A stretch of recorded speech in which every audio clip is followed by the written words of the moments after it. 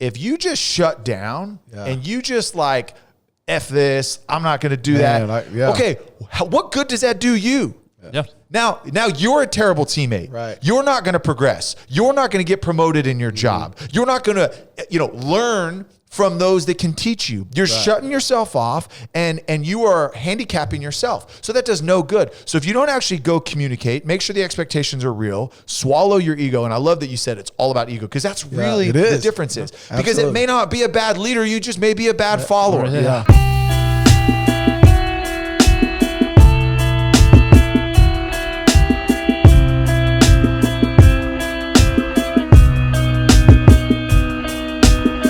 The other day, I've got a client, and I'm gonna change the names and what they do for identity purposes. Just because I don't know. So this client's name is Babercrombie. Just because I don't know what kind of what kind of. You're a partner. You probably have some legalities. or whatever. Absolutely. I'm the one that's going to get sued by this. I keep their name out your mouth. Now, if you're listening to this, if they're listening to this, they'll know exactly what I'm talking about. But let's call them Stan and Mark. Okay. And we'll say they distribute. What's a good thing to distribute? Fitness equipment. They distribute fitness equipment. So the other day, I'm with Stan and Mark, and we're touring warehouse space because they need a new warehouse. And we get done, and we're all standing out in the parking lot, kind of debriefing and just talking about the space. And Stan, we'll call Stan, he's the COO of the company. And he goes, and he's telling Mark, who's, I think warehouse manager, I forget his title, but he tells Mark, he goes, Ben here works with Darren Woodson. And I'm like, yeah, whatever. He goes, and he also works with Tyler Klutz. And of course, I make the stereotypical joke. What was Mark's reaction? Who? And of course, I make the stereotypical joke. Man, you must be a really big football fan if you know who Tyler Klutz is. So they laugh, whatever.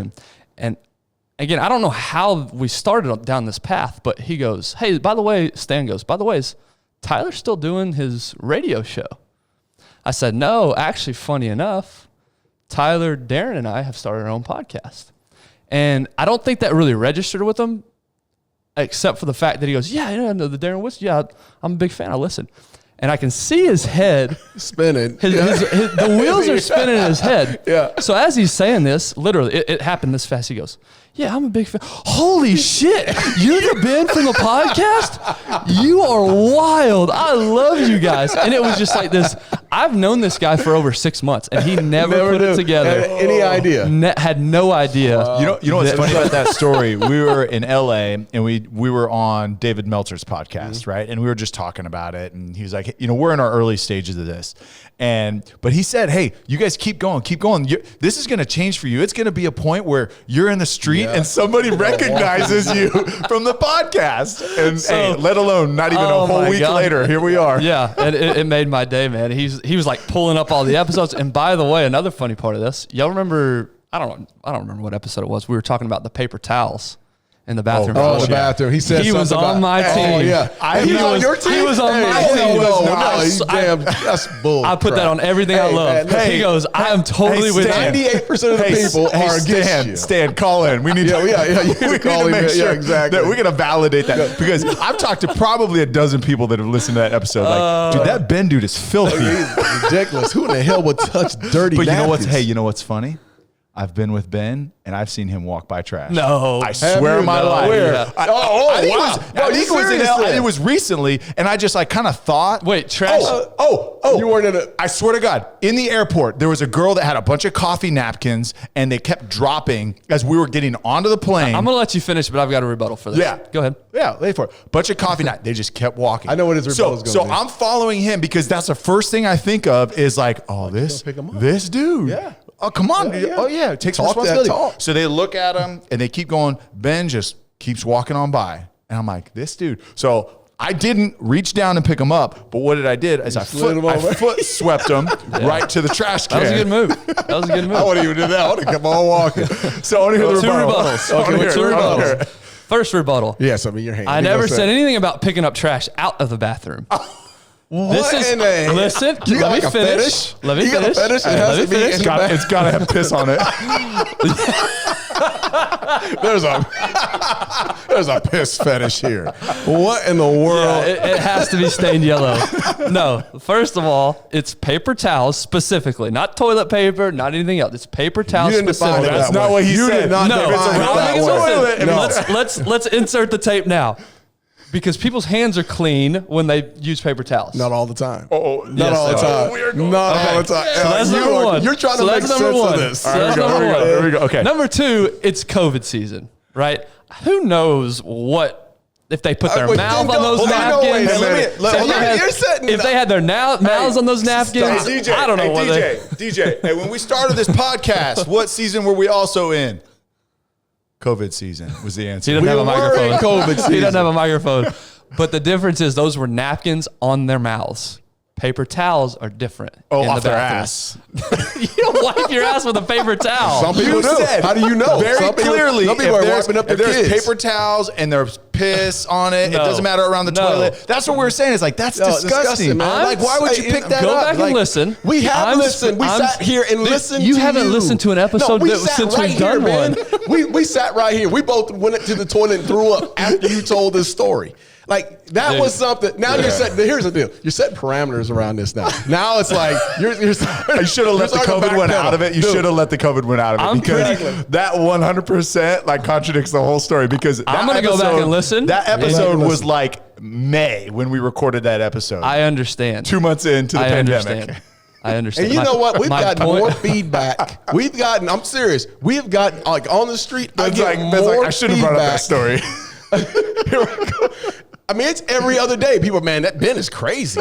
Touching that shit. He must be out of your mind. I'm telling you, man, everyone's like, they're leaning like 98% our side. Are you missing the part where I said where I take a clean paper towel, wrap the dirty paper towel, Yeah. put it in the trash, then wash my hands? I'll say What about this. that is Here's the disgusting? deal. Here's the deal. What about that is disgusting? In defense Yeah. of it, Look at- everybody has said, everybody has filthy. I'm like, This dude is here. filthy. In This defense, motherfucker. hey, the thought behind it, Ben, we appreciate that, right? We appreciate the heart, cleaning up the trash.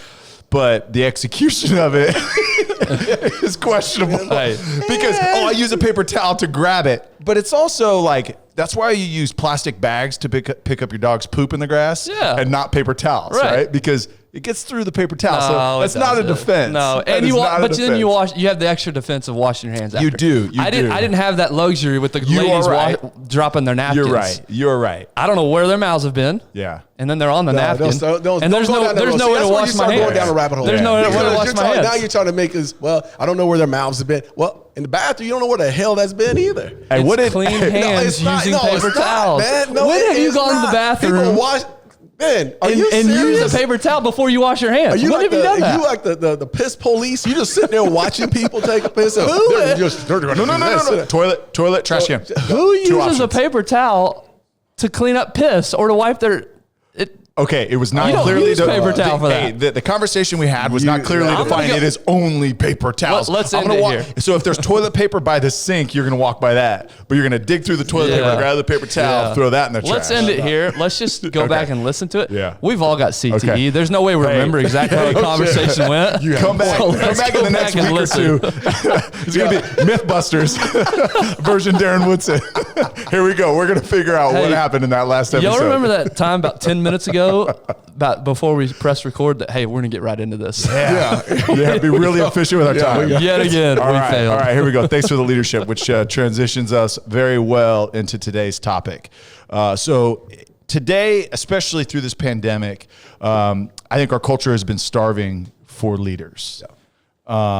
We talked about it recently on an episode, how the male demographic in our culture has lacked in leadership, whether it's fatherhood, whether it's within the household and a marriage, whether it's in the workplace. Not that men should be the leaders only, because I mean, some of the best leaders on the planet are women, right? Absolutely. But we talked about that, right? We talked about fatherhood specifically. But what if you're on the other side of the leadership? And what if you're someone that is maybe in an entry-level role, or maybe you are like a vice president level, but you've got someone that is above you? You are subordinate. How do you handle it if that leader, if you feel that leader is not doing a good job? How do you react to it? Because too often you just put the blame. Oh, they're the leader. It's their fault. It's their responsibility to fix this. Like, they're stupid. They're not doing the right thing. I'm fine. They're not doing a good job. What is the right way to handle it? And I think for the three of us, we've been in locker rooms. It is the epitome of leadership. You've got a hierarchy, right? You've got, depending on what level you're at, but let's start at college. You've got a head coach, then you've got your coordinators, then you got your position coach, and then the strength coach kind of fits in there somewhere, right? And then you got your tight ends leading the team, and right. We're gonna go down that. But then you've got that next tier, right, of player leaders, right? Then you've got your team captains, your position leaders, stuff like that. So there's a very clear sense of leadership in the locker room, which I believe translates very well to, and I say real life, real world, but like the private sector, the business sector. So for you guys, how do you define what a leader is and even what a bad leader looks like? Yeah, I mean, I think there's, and we talked about this a second ago, you could write down 100 attributes of a good leader. And then to define a bad leader, you just do the opposite, right? But I wrote down just a few things. And again, this is just to reset, make sure we're all speaking the same language throughout this conversation, so we have context for this conversation. So a couple things I wrote down, and really in no particular order. A good leader approaches situations asking questions as opposed to demanding answers, or as opposed to making demands. A good leader faces problems or uncomfortable scenarios head on. They don't retract away. They face it head on. A good leader has empathy for those they are leading. They try to understand different perspectives. Couple more here. They remain level-headed when it's chaotic. They look to unify, not divide. That's a big one right now. They take responsibility, and they don't blame others. And then the last one I wrote down, and again, the list could go on, but they inspire others to be better through their words and their actions. And so if you want to define a bad leader, you would just go down that list and say the bad leader does everything opposite of that. But I think there's more to that. As far as when we say what a good leader is, and I think you're right along the way of having empathy. Having humility is the one thing to where I would start, is say that is a sign of a good leader. But it's also that person that's burning with a passion. Like, if you're halfway in as a leader, if you're just halfway in and you haven't bought into whatever it is, how the hell can you lead someone else? Because you're not a true believer. A real true leader burns with passion every single day they wake up. And it's not only, the goal is always, how do I further the people that I'm involved with? How do I further the company? And that's when you start to have those credentials to be a great leader. But if you're just saying, and again, not everybody's a good leader. Not everybody. I would say there's more bad leaders than good leaders. Not everybody's supposed to be a leader, right? I mean, we're all not made that way. So again, it's got to burn from within and who you are. I see what you're saying. I would, and not to get down this rabbit hole, I would say we're all leaders in some aspect. Leading someone. Either you're leading yourself, or you're leading your family. So I do somewhat disagree a little bit. I wouldn't say all. My point is then you're leading yourself at least. At the very least, you're leading yourself. But that's not the point of this. That's not the point of this conversation. But along further in what you're saying, they burn inside. But also, good leaders have been there before. There's somebody that they've gone through, like my old job in the training world. The better managers understood what it was like to be a brand new trainer, to have to build your business, to have to learn, to have to do all the things it takes to be a good trainer. They've been there before. That's where the empathy comes from. Right. Yeah, exactly. But I wouldn't be exclusive to say you have to have gone through it. Not necessarily, to be a leader. Because think of entrepreneurs like, hey, first time. I'm all in. But that's where the passion, right? Think about some of the best leaders, whether it's Muhammad Gandhi. Right. Whether it's Mahatma Gandhi. Sorry. I wouldn't have known either. Martin Luther King. Right.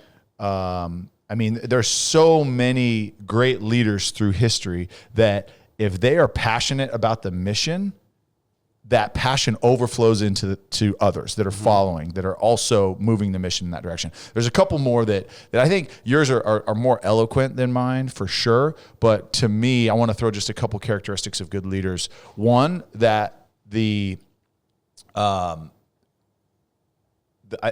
lead by example is number one to me. That the words that they say match the actions that they do. Because, and I had this conversation with my daughter this morning. She was talking about a dance teacher, that she didn't like. And there was this, and they weren't doing this. And I say, hey, there's different leadership styles, but we're just talking about, like, my head coach in college used to say all the time is your actions speak so loudly, I can't hear what you're saying. Right. And so to me, the best leaders that I've been around that have inspired me are the ones that live it every day. Yeah. Right. The next is a great leader is someone that is more concerned with the overall team success than they are their individual success. How many bosses have you all had that are so worried about, okay, well, I've got to make sure I get mine. Right. I got to make sure, as opposed to like, hey, this ship is moving in a direction and I need to steer it, but like we are all together going to that final destination. Right. Yep. Because here's the deal: is people can see through all the BS. Like you can be this hoorah guy, and you can, but if the motivations of the leader that's in a leadership, and I'm not going to say leader, that's in a leadership position, is about self-preservation. Yeah, true. Right. And my father-in-law says this all the time, and he was in the car business for years and years and years. And in that industry, he said, is the worst. So many people hold other people down so that they can stay on top. Right. And it's very clear, and it's really hard to motivate people to be successful and to reach their potential. And that's one thing I do love about our company is our real estate company does a great job. It's like, hey, we're going to pour into you. We're going to give you everything that you need to succeed. Every resource you can. And as a leadership, and thank you, Darren, for being a part of that team, is that like, we're so grateful because we know you want us to achieve success. Right. And you realize that if we achieve success and you pour into us, then the whole team does, the whole company does. That's right. And so to me, when a leader is focused about the success of those that they are leading more than they're worried about the success of themselves, that's a sign of a good leader. Yeah, and that speaks directly.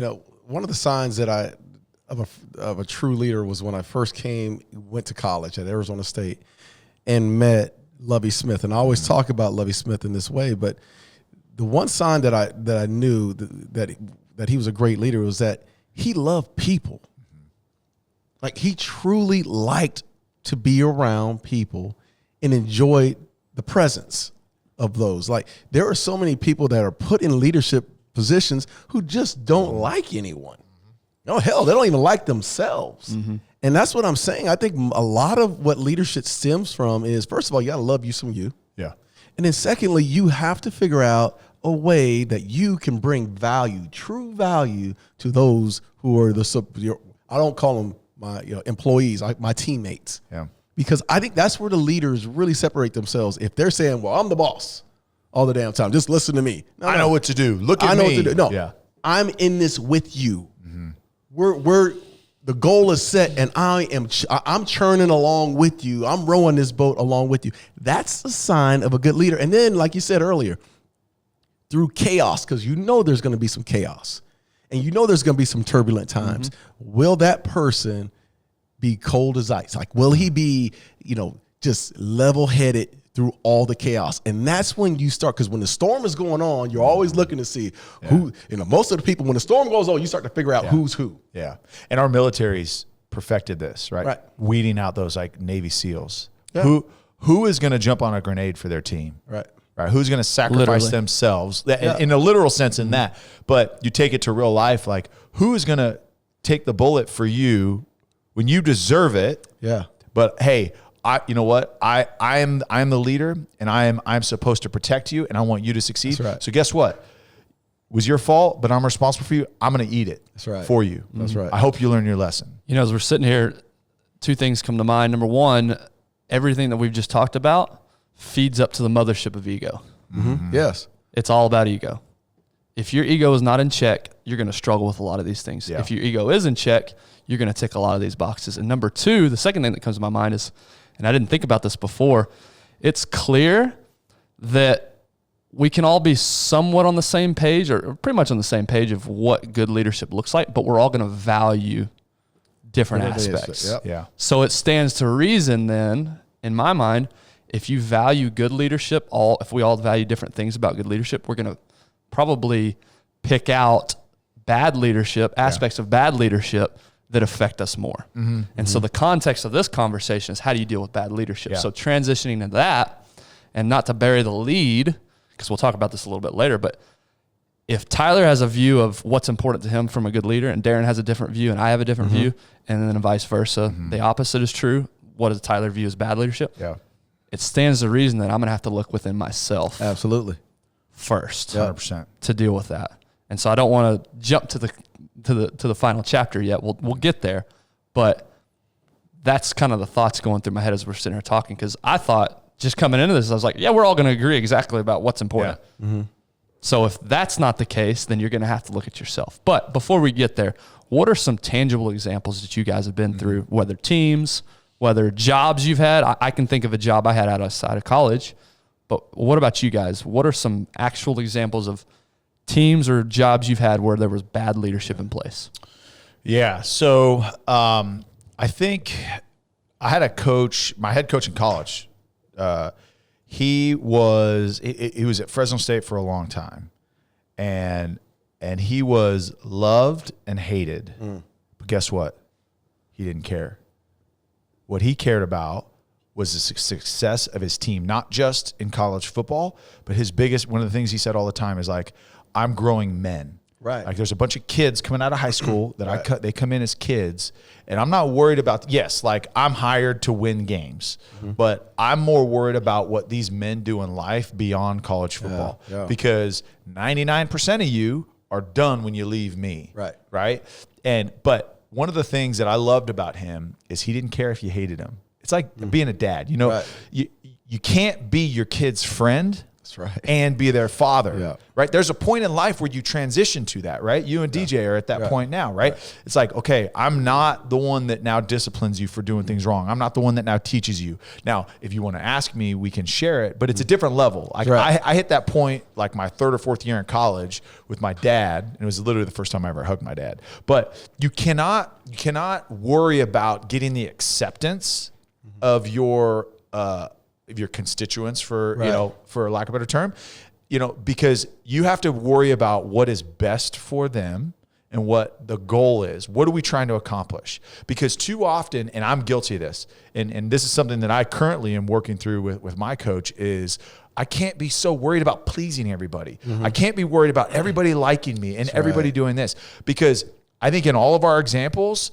like never one is like, man, he was just the nicest guy. Like I just loved him. Right.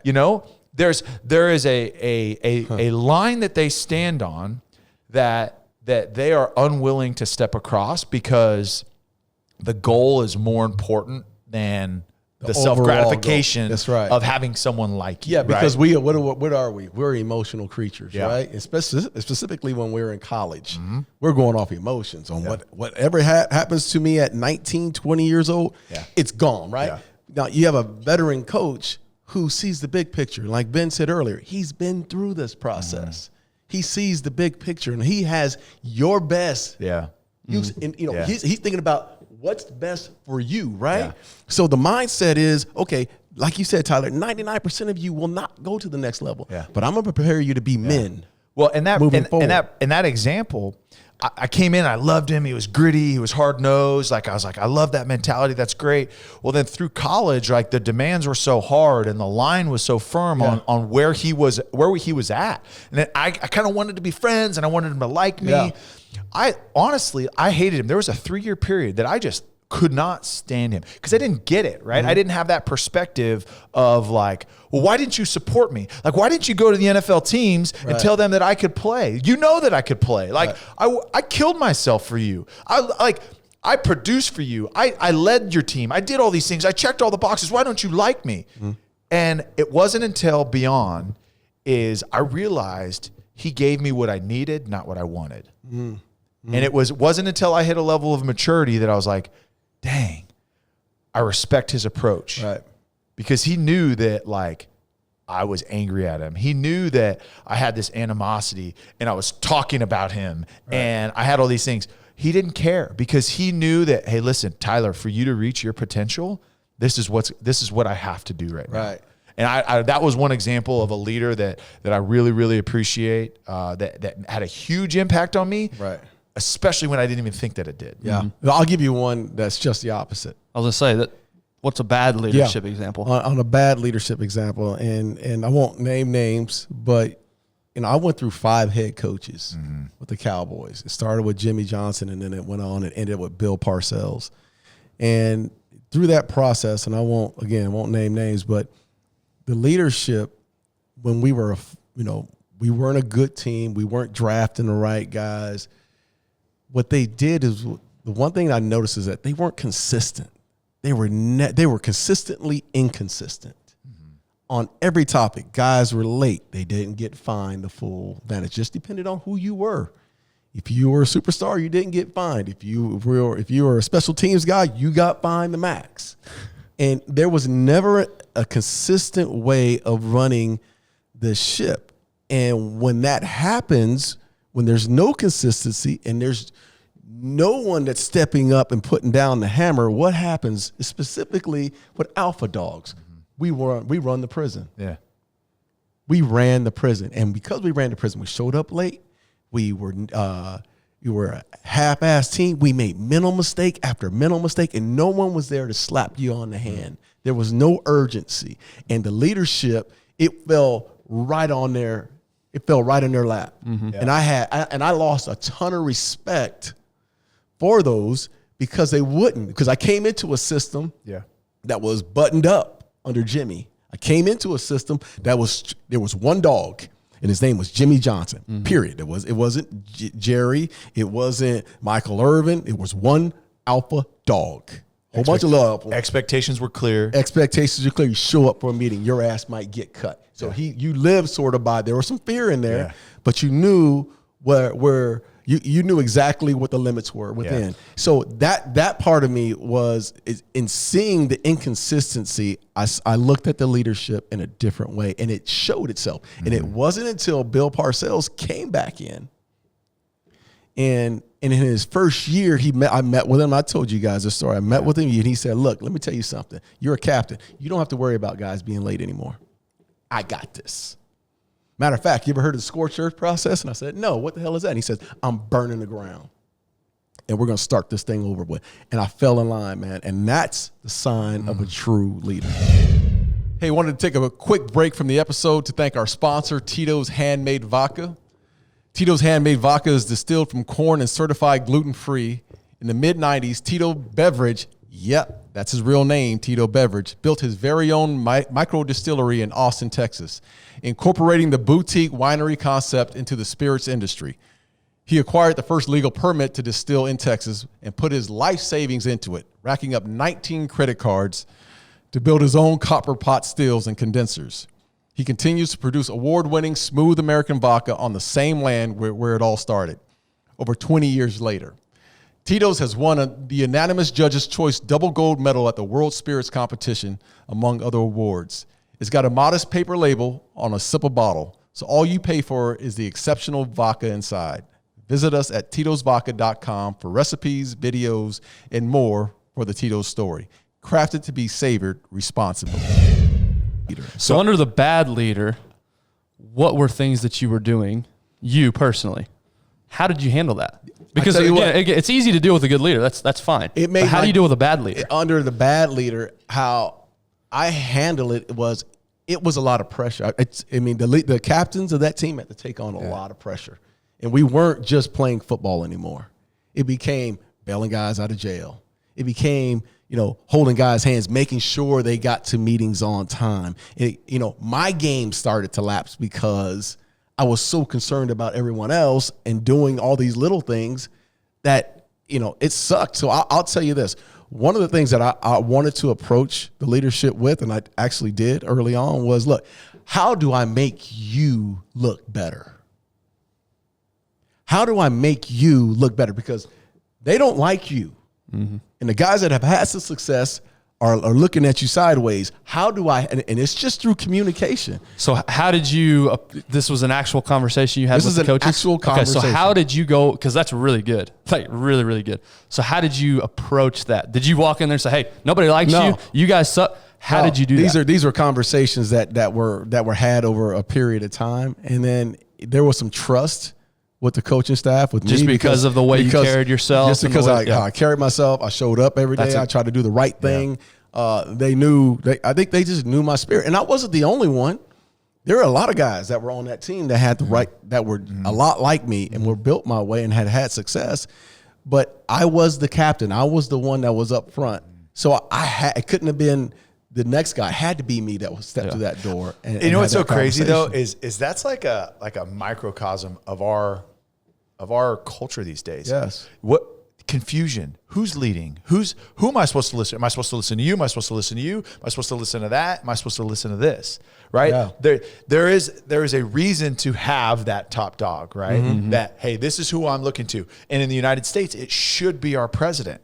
Right? But kind of how it's all structured now, it's okay, I'm listening to this side, I'm listening to that side, I'm listening to this media source, I'm listening to that, I'm listening to this, social media post. It's like nobody knows. It's like we just have a lack of leadership. I want to just kind of elaborate, because when you started talking about it, the bad leadership, one other item, and I'm assuming that, again, and I'll use names, right? So post Jimmy at Barry Switzer and then a slew of coaches is.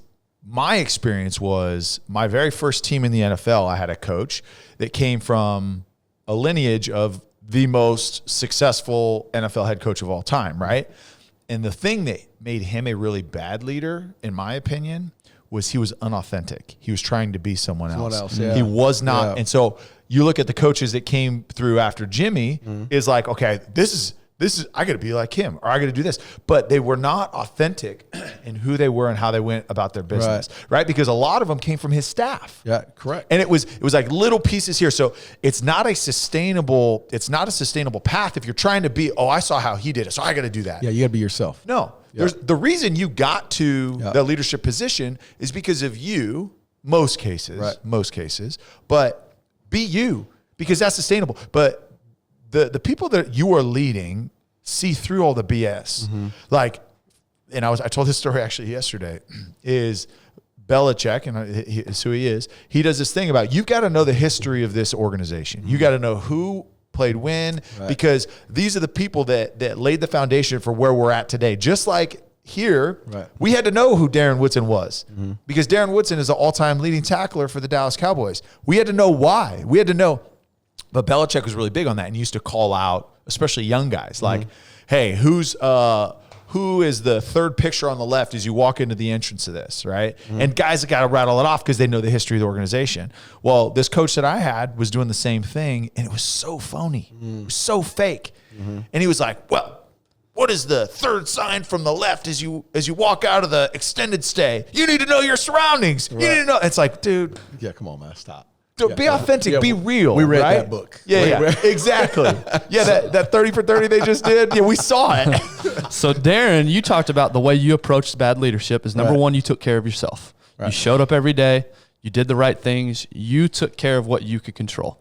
But then you took it a step further as being a team captain. You went to the leadership and you had a conversation with them. You didn't go in there pointing fingers. You didn't go in there, making demands. You went in there humbly and you said, hey, here's the situation. How can we work through this? So that's how you handle it. Tyler, that same scenario, bad leadership, how did you handle it? What did you do? Yeah, so I think what I did, and you mentioned it earlier, is you got to look at yourself. You've got to make sure that you are not passing judgment on someone else as a leader until you really look at yourself. Am I being a good follower? Because before you can lead, you have to follow, right? And that's why a dog sledder, the leader is in the back. Like, hey, I'm guiding you from behind. I'm making sure that, hey, I'm not just telling you what to do. Like, can I follow? So you've got to go through all that. Do I have some judgment? We talked about this in the coaching episode a while ago. How do you take coaching? Do you get defensive? Am I being hyper defensive because he's critical of my play? Agreed, am I unfairly judging him as a bad leader When in reality, I need to check my ego and I need to check myself. So in those scenarios, it was like, I'm like, this dude. So our tendency is like, I'm not going to listen to that. I'm not going to. But guess what? There's somebody else watching me. And then if I don't do what the leader says, guess what? I'm being a bad leader for those that are watching me from behind. Right. And so you've got to check yourself. And then you've got to understand, like, again, self-reflection is, okay, do the leader and I align in the same goal? Right. Does he just have a different approach than I do? And you've, again, another ego check. Because if we're working towards the same goal with a different mechanism of leadership or a different delivery of leadership, okay, I've got to recognize that. And then lastly, in this situation, it's a little different because I was a practice squad guy. I couldn't go to the head coach and be like, hey, bro, hey, well, nobody thinks you're. But I think that's a lot more applicable to the listener than his scenario, than Darren's scenario. Right. So that keep going with that because some of us are going to be in junior level positions. We can't go to management. No. Right. Well, because we're so far down. Yeah. No, but what you can do is I did have access to my running back coach. There you go. Right. There you go. So the question is yes, like, hey, I want to be clear on my expectations. Yep. Am I fulfilling the expectations of me? Awesome. That is awesome. But that's what people don't want to do, right? They bottle it up and they just get they get negative and they get condescending and I mean you see it in the locker room all the time, right? Yep. You get out of a team meeting where a coach just came down on you and man, this dude, I balled out. You know, like we hear it all the time in the locker room. In the workplace, it's the same thing. You get out of a company meeting on Wednesday morning and everybody goes out like, that was a waste of time. I could be over here working. I could do, you know what I mean? It's like, okay, instead of just going back and complaining and bitching, okay, self-reflect. But then if you don't actually go and clarify expectations with whoever is at access to you, yes, it may not be the CEO. It may not be the owner of the company, but who leads you? Who leads your group? Right. And then you say, okay, hey, I want to be very clear on my expectations. Right. Because here's what happens. Is if you just shut down and you just like, F this, I'm not going to do that. Okay, what good does that do you? Yeah. Now you're a terrible teammate. Right. You're not going to progress. You're not going to get promoted in your job. You're not going to, learn from those that can teach you. You're shutting yourself off and you are handicapping yourself. So that does no good. So if you don't actually go communicate, make sure the expectations are real, swallow your ego. And I love that you said it's all about ego because that's really the difference is. Because it may not be a bad leader, you just may be a bad follower. Yeah. Oh, it's so good. Man, so I'll tell you one quick story that, it always stuck with me. So Parcells comes in, and he tells me in our first meeting, hey, shit rolls downhill. You're the captain. Your ass is going to get reamed when things aren't going right. So true to who he is, we go into training camp, and we're in training camp, and it's Roy Williams. Remember Roy Williams, big safety out of California, out of University of Oklahoma? Great fucking player. I mean, just awesome. But he's standing there in his rookie year, and Parcells goes in. We're busting coverage, just doing something. He just goes in on me. God damn it, Woodson, blah, blah, blah. I'm not like, he's going, all right? And my first reaction was because I had been with bad leadership for the last so many years, I bowed up. Like, it was like, man. Your ego came in. Because they skipped over in the past. I can't come down too hard on him. Exactly. Yeah. So, but I didn't, know anybody. But I turned and I looked at him, squared up, and was like, looked at him like, what you yelling at me? Like, because I hadn't gotten yelled at like that, right, in a long time. And he's going in, blah, blah, blah. And then I sat there for a second, and I just thought about it, like, just for a second, I just thought, okay, I get this. And the best compliment I got was Roy and a couple of the rookies came over and said, man, you handled that like a man, like an adult. And I think a part of it is as kids, how do we handle things? What's the first thing we do as kids? Throw a tantrum. Throw a damn tantrum. It gets in the way. The emotions get in the way. Yeah. As an adult, how we should handle it is just reflect on it. Don't react back. Take a breath, step back, because people are watching. And when you handle it the right way, they look at you and they go, that's how you lead. Bro. That's how you lead. Because chaos is right there in front of them. They saw it. They witnessed it.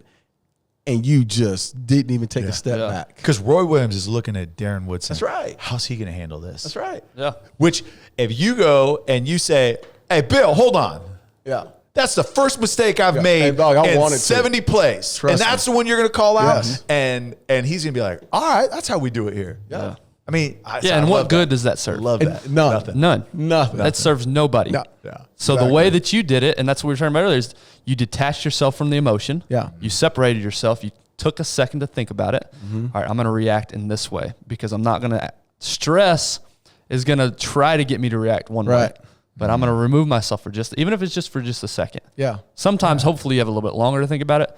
But in that moment, you didn't have a lot of But time. not even in that moment. In the moment, handle it the right way. But then when you go back into that locker room or into the workplace, don't get your your boys and your girls together and go, man, I can't believe he's doing that. Like you want to be that virus? Yep. You want to be that virus. That shows you the child in you all over again. Be an adult and handle it the right way. Yeah, my first job out of college, I was moving furniture. And my wife was still in school, and so this was the only way that we had income. This was how we provided. And so I couldn't just leave the job. And I knew it was going to be short term. I knew I was only going to be there a year because we were going to be moving when she graduated college. And I was stuck, basically. Like I couldn't just quit because there was just no other income. So same scenario. Everything we're talking about here is bad leadership. And it's not like a coach where he can get fired. Nobody's coming to remove this guy. So it's either I leave or I learn to deal with it better. And so at first I dealt with it horribly. How did you deal with it? It was everything that we've talked about. It was, complaining to coworkers. Right? The complaining felt good at the moment, but it didn't solve anything. It was, I was taking the criticism personally. It was cutting corners. You take lunch a little bit longer than you're supposed to. You maybe dip out a little bit earlier in the day than you're supposed to. Right. You do these little things, right? There's other things I wrote down. I built up internal animosity. That was another thing. And so every day I would wake up just dreading going to work. Right. Because I just built up so much animosity within me. And that serves nobody. He's not affected by that. No. Only I'm affected by that. You've lost before you even walked in the door. I've lost the battle every single day because the first thing I think when my eyes open, that damn it, I got to go to this job. How horrible of a way is that to set your day up? Man. Just completely dreading. Yeah. So what did I do? I learned eventually, again, I can't go anywhere. I can't quit because I need the money. So either I'm going to change myself or I'm just going to be miserable for the next year. Right. So what I started to learn to do was, number one, I detached myself from the emotion of this sucks. Can't believe I got to do this. And I stepped back and I said, all right, what's the reality here? What's the logical way to approach this? And I started to realize over time, number one, how do I handle this person? I know how he is. At first, it was like a shock. It's like a punch in the face. You don't know how to react. But you keep getting punched in the face. Eventually, you learn how to react to it. So I eventually was able to learn how to deal with him. And I didn't have to deal with him a whole lot. I'd see him, 3 or 4 times a day, maybe. The rest of the time I was off my own. So I knew going into that, okay, this is how you handle it. And then eventually it was, okay, what can I do if I can't control this job or having this job? What are things that I can control? I can still show up and I can still do my best, just like you were talking about earlier. I can still, like I said, do things that will improve me. What can I learn from this?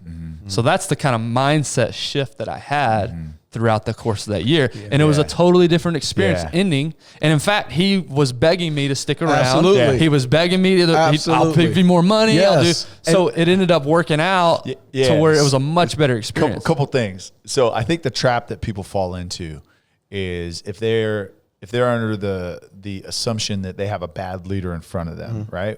What do they say? Well, he doesn't care about me. Right. If he's not going to care about me, I'm going to care about me. I'm going to do me. I'm going to worry about me, right? Right. What happens? What's wrong with that mindset? Is that, okay, I'm expecting the leader to care about me, care about other people. But now I'm going to go and do the same thing in reaction to it. Right. Now I'm going to be selfish. And so to your point, right? As you go and how do you handle it, and how you handle it is great. Here's the thing: is if you react negatively and don't take a positive approach to it, now you're letting them control you even more. Right. Now you're letting that bad leadership affect you. Okay, so when you are, and let's just say you truly have a bad leader in front of you. Well, guess what? They're a bad leader. Their true colors will come out with time. Right. Right. Are you going to go on the sinking ship with them? or are you going to continue pushing forward, continue pouring into others, continue being selfish, continue being empathetic, right? Continue, because guess what? Look, we have a hard time with patience. I'm very guilty of that. Like I want it now. Like I want to work and I want it now. But here's the deal. With time, you will gain experience. You will gain credibility. You will gain knowledge. And then you can take that and you will go replace that leader. Yeah. And but not only that, but when you handle it the right way, those that are in position, because like I said earlier, not everybody should be in a position of leadership. Some of us are just thrust in those positions because maybe I'm smart or maybe I'm the next in line, right? So when you're being led by someone like that, the one thing, if you start handling things the right way, like an adult, like a professional, and that person that's in that leadership role sees you, and instead of you being that asshole who always has to fight with them, argue with them, maybe when he gives you something, some reflection or he goes in on you or yells at you or sends a scathing email, why don't you write it down? Like, write it down. Like, you do a great job of that, Ben. Write it down, what's been said, step back and continue to serve. Like, because people will see, if you continue to serve, people will notice. Even your own bosses will notice. I can't rattle that dude. I can't shake him. Now what happens? The person above that boss, the one he's looking at you as well. Yeah. Your coworkers, they're looking at you as well. And your own boss is looking at you, and he starts to entrust you because he knows you handle chaos the right way. if you see bad leadership, be the leadership. Yep. You will get there. Exactly. You will get there. Yeah. Relieve them of their duties. Relieve them of their responsibilities. Not in a, I'm taking it away from you and I deserve this. Go do it. Yeah. Just Go do be it. the leader. Exactly. In the position you're at, go be that leader, because guess what? At some point, if you've got a bad regional president, you will be regional president. Yeah. If you do that job and there's no need for their bad leadership anymore, guess what? Like you said, those above them, they will see it. You're gonna notice. And they will put you in that position. So don't rely on, hey, well, I mean, my team lead, he's terrible and he's a jerk and he talks down to people, or he's this or he's that. Okay, well then do his job. That's right. Do it. Yeah.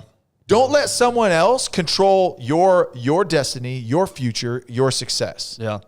Yeah. I think it goes back to what we were saying at the beginning is the only thing you can control in that scenario is yourself. That's right. Yeah. Your actions, your thoughts, the way you approach things. And so maybe you can't go have a conversation with them, but through action, you're speaking louder than if you just went and had a conversation with them. That's right. Because you're taking care of your business. So I loved everything that you guys said, just a couple of points.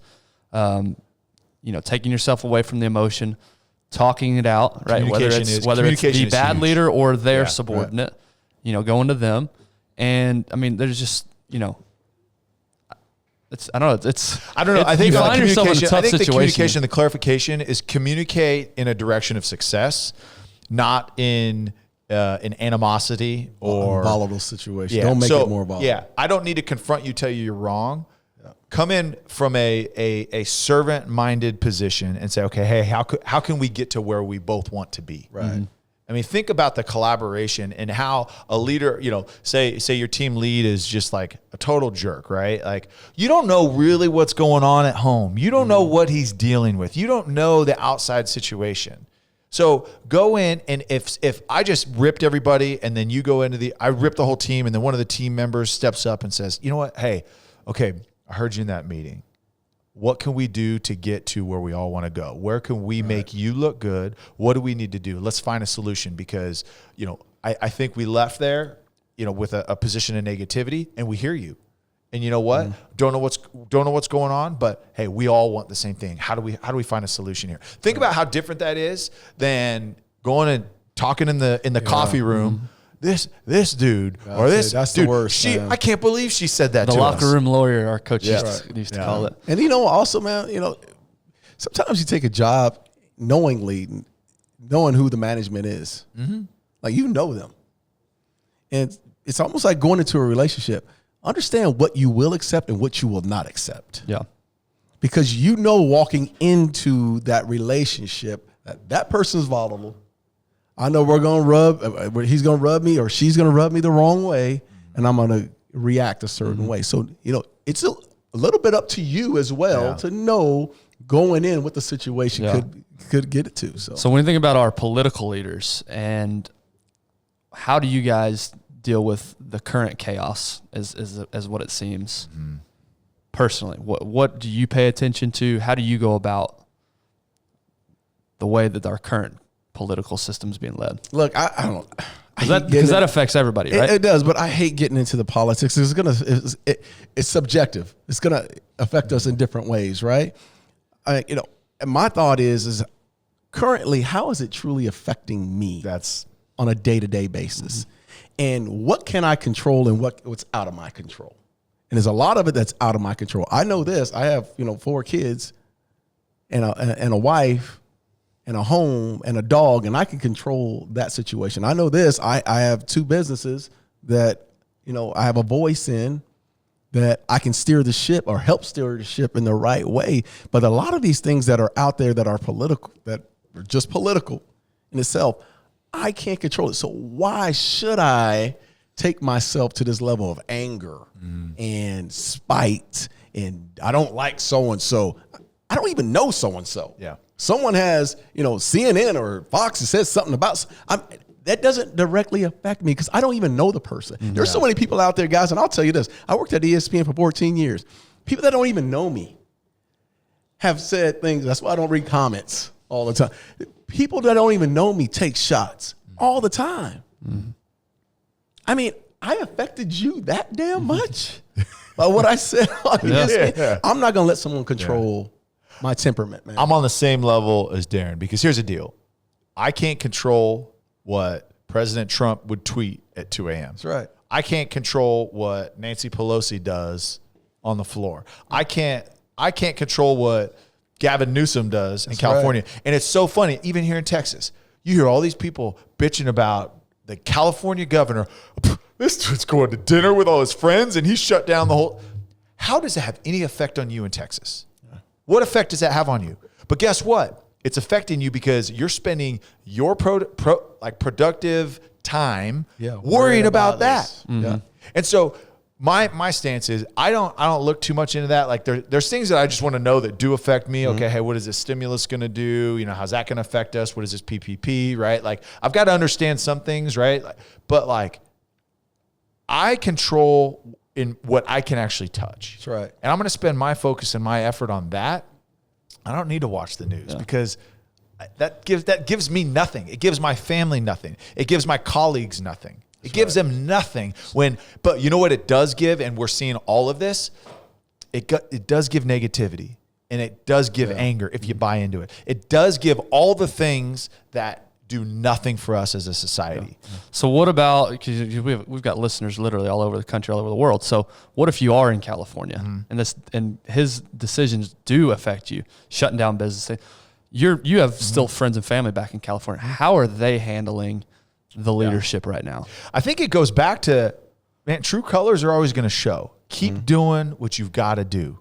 Look, although this has been a catastrophic pandemic in so many ways, this is a temporary pandemic, and we will come out of the other side of this. And it's like we talked about high school athletes early in this. Okay, look, it's awful. It's tragic that high school athletes, seniors specifically, didn't get to have their senior year in sports and have the opportunity to go to college. But guess what? Well, what are you doing at that time? Are you just going to sit on your couch and feel sorry for yourself? Or are you going to continue to progress? Are you going to write a new business plan? Are you going to get creative on how to shift your business to make it effective? Are you going to spend time with your family? Are you going to get your health in order? I mean, there's so many things that you can do productive, but if you just are like, okay, he shut it down, I can't do anything, you're lying to yourself. Yeah. You can always do something. You can always do something to better your situation and better the situation of those around you. I can tell you this, through COVID, and through any type of chaos that's going on in the world at any point, there's always opportunity. And you're starting to see those young entrepreneurs. Hell, I see it all the time. I'm involved with a couple of, things I do in the inner city. You're starting to see those who would never have taken that step are taking that step. Through COVID, there's opportunity. You know how many billionaires are going to be created during the COVID pandemic? Oh, man. The creative mind has really started to, we're seeing it every day. we're seeing technology at its finest. We're 3 old dogs trying to get on that bandwagon with this. Yeah. I mean, and it's easy to sit here and say, here's what you do, here's how you handle it. When you're in the fire, that's when you really test it, obviously. Yeah. And what I love what you guys are saying, it's really all about how you perceive it. It is, man. It's how do you see it as an opportunity or do you see it as a detriment? Yeah. Are you going to take the victim mentality or are you going to take the victor's mentality? Yeah. So, Perception is one step. Reaction is the other. Right. How do you actually? it happens to you. Nothing I can do about that. Yeah. It happened. He shut down my business. Nothing I can do about that. Yeah. What can I do? It's what you said earlier, Todd. I'm going to take care of my health. I'm going to create something else. This gives me time now to explore another opportunity. Maybe that I love even more than this old opportunity. Yeah. So it's all about how you shift. Well, there's been, and again, I know we're wrapping up, but there's been such a shift, and I've talked to multiple business owners, and I had a conversation with a client the other day. It was what I fear is that this work from home and this shutdown and this whole stay-at-home order, right, is you're going to see so many people now follow their passion, right? It's an opportunity to make a transition to what you actually are passionate about. Yeah. Sometimes you need that kick out of the nest. That's what I'm saying. So either this is the worst thing that's happened to you, if you let it be, or you can also let it be the best thing that's happened to you. Yeah. And a song called "Let It Be." It's the Beatles. Should I sing it? I'm not going to sing it. Don't do it. No, none of us should do that. And this is an extreme, and this isn't for everybody. Like you said, leadership's not for everybody. Hey, maybe if you're so inclined, you get involved with city council. Maybe you step up and take a leadership position. If it's so bad and you want it to change, maybe you're the one that has to step up. That is a real leader right now, because people always joke like, oh, Tyler, you're going to be the mayor of Salina, or you're going to be the mayor of Frisco, right? You are. And you know what my reaction is? Every time, you know what my answer is? What? Is, man, I love my family too much. I'd never be in politics. But like, that's a perception. A real leader is like, man, it is scary. It is messy. But guess what? I'm going to go lead anyways. Yep. That's a real leader right now. We need more of those. Myself. Think about how many qualified United States president candidates are in our country that are just like, I don't want any part of that. No. Don't want to deal with it. I don't want any part of it. I don't believe you, though. I still think you're going to be the mayor. Frisco or Salina, one of the two. You're going to do it. Well, we appreciate you guys. Hopefully you can take some of these lessons and apply them. Make sure you subscribe to the podcast. We've made this joke before, but Darren just learned how to subscribe not long ago. Man, I've been subscribing for. I did it once. If you don't know how to do it, ask your kid or ask a friend. But yeah, please subscribe. Please give us a 5-star rating or whatever rating we deserve. But rate, review, all that good stuff. Follow us on all the social medias. Yeah. Instagram, we're at Darren Woodson Show. YouTube, we're the Darren Woodson Show. We now have a brand new Twitter page, apparently, which none of us have anything to do with, but our new intern has set that up. Producer, sorry. Yeah, you keep calling her. Don't disrespect her like that. So a new Twitter page. What else? We have Facebook. Follow Darren on Facebook. Just follow us. Instagram. And I think if you're listening to this on the some podcast platform, check us out on YouTube. I mean, we're building out a studio. Watch the progression of it. We've got a lot of work to do, but it's going to be a cool setup when it's all another thing that a lot of people ask that I've heard is, how can I help? And the number one thing you can do to help us is by sharing. That's right. Take a screenshot of whatever episode you're listening to and post it on Instagram. Tag us. Yeah. That's how you can help. You can help us by sharing. Yeah, and communicate back with us. Yeah. Give us some ideas. We got a lot of people with a lot of great feedback. That's right. But yeah, sharing is the number one thing. Sharing is caring, guys. Eventually, we're going to get some merchandise. Eventually, we're going to do some cool things. But for now, the best thing you can do to help us is by sharing. The first thing we got to do a graphic of me carrying you two. Wow. That's a good point. Like, just serious, like me, my shirt off. It's a good point, Darren. Just carrying you in one arm. You were saying, carrying the world on my back. Should Tyler and I be down on both knees just bowing to you? Say the graphic is going to be children. It's going to be one of those ones that you zoom in, right? And it's this like mean face, like muscles bulging. He's got me and Ben on his shoulders, and then it like zooms out a little bit, and then his brittle ass knees are just cracking and breaking as you zoom out. I was thinking the opposite. I was thinking you zoom out and he's got like a horse's body or something. He's got wings behind him. All right, I don't know. All right, thanks for tuning in. That's at least my fantasy. I don't know. Thank y'all.